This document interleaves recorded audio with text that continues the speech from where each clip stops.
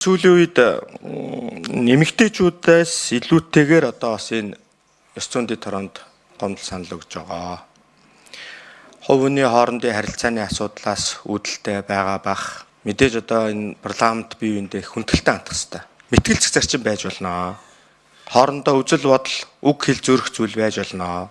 Тэгэхдээ доромжийн үгийг бол бие биендээ хэлэх нь бол энэ ёс суртахуун, хувь хүний ёс суртахуунд бол нийцэхгүй болов уу гэж би бас хувь хүнийхээ хувьд боддгийг. Сүүлийн үед энэ парламентод би энийг элдв долоогоор хэлэх, янз бүрийн гэмт хэрэгт гүтгэх, за доромжийн үгээр бие биенлөөгөө орилж хашгирах бол одоо ер нь энгийн үзэгдэл мэт болсон. Өнөөдөр бид нар энэ сонгосон иргэд, сонгогчид өөрсдөө биднийг энэ хэвлэл мэдээллийн байгууллагаар дамжуулан харж байгаа. Өнөөдөр ёс зүйн асуудлыг бас ус төржүүлж болохгүй.